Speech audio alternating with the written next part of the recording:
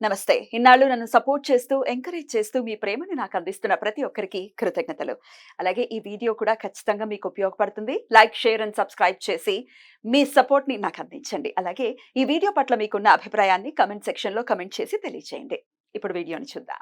నమస్తే. Welcome to our channel. నేను పద్మిని. ప్రస్తుతం మనతో పాటు వేదిక ఆస్ట్రాలజర్ అవినాష్ దాస్ ఉన్నారు. మాట్లాడదాం. అవినాష్ గారు నమస్తే అండి. నమస్తే అండి. ఓం నమః శివాయ. ఓం నమో వెంకటేశాయ.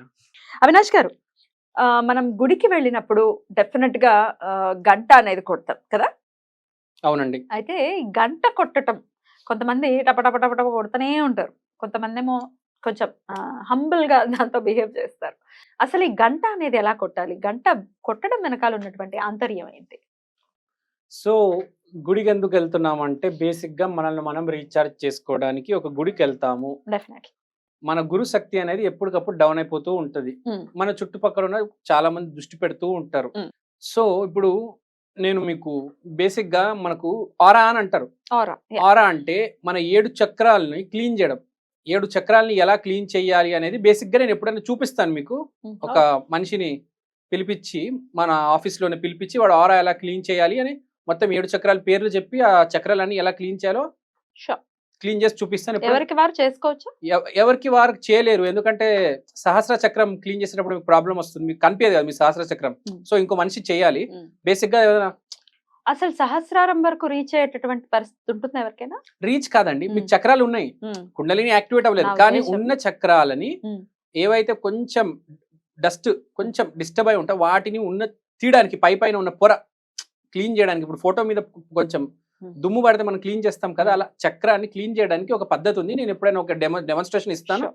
ఒక అబ్బాయి మన ఆఫీస్‌లోనే ఒక అబ్బాయి చరణ్ అని ఉన్నాడు ఒక అబ్బాయి. హ్మ్. పిలిపించి మీకు చూపిస్తాను ఎప్పుడైనా ఎలా షూర్. క్లీన్ చేయాలి. షూర్. సో ఇదొకటి మనిషి.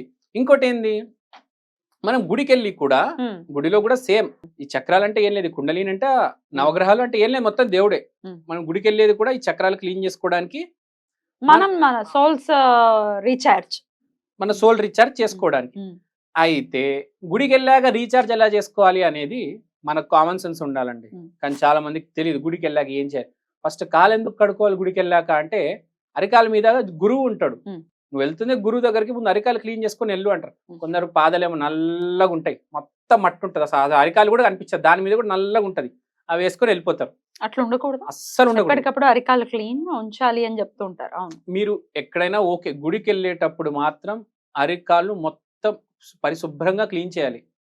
లేకపోతే మీ ప్రేయర్ పనిరాదు. హ్మ్. మీరు ఓ పూలు పట్టుకొని, అన్ని పట్టుకొని, హోమాలు అన్నీ చేస్తారు. కింద కాళ్ళు నల్లగా ఉంటే ఏం లాభం? హ్మ్. మొత్తం పోయినట్టే కదా! రైట్. ఎంట్రీ‌నే మీరు హ్మ్. తప్పు చేస్తే ఎట్లా? రైట్. అరికాళ్ళు క్లీన్ చేసుకొని లోపలికి పొయ్యి, హ్మ్. సరే అరికాళ్ళు క్లీన్ చేసుకున్నారు. ఇప్పుడు లోపలికి పోవాలి.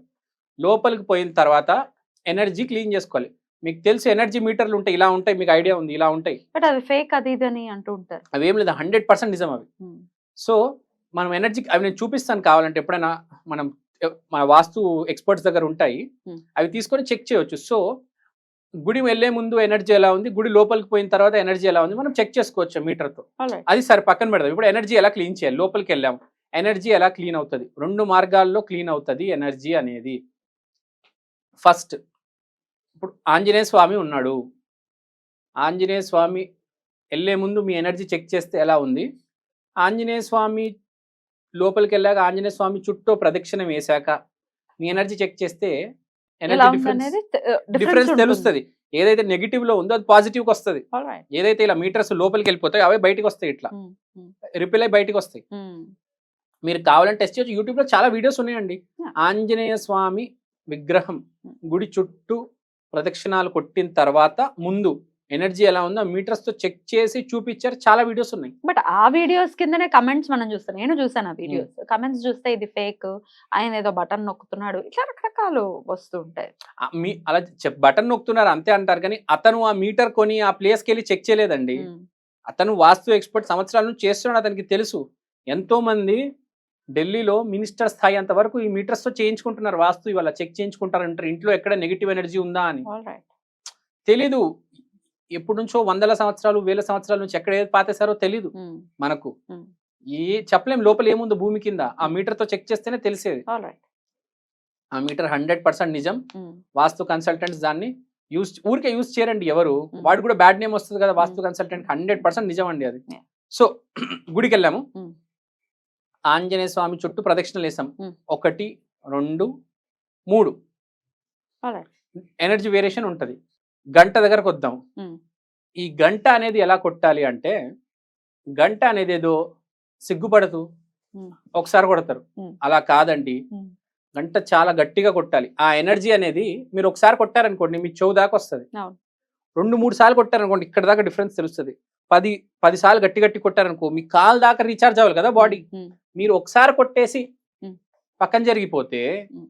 ఇంకేందండి ఉమ్. మీరు రీఛార్జ్ అయ్యేది? మొత్తం మీ సహస్ర చక్రం నుంచి ఆ కింద అరికాల వరకు రీఛార్జ్ అవ్వాలంటే గంట సౌండ్ వైబ్రేషన్ తెలుస్తుంది కదా మీకు కొట్టేటప్పుడు. Right. ఆ వైబ్రేషన్ కాలు మొత్తం అరికాల దాకా వెళ్ళాలి. Right. గంట ఎప్పుడైనా గట్టి కొట్టాలి, సిగ్గు పడకూడదు.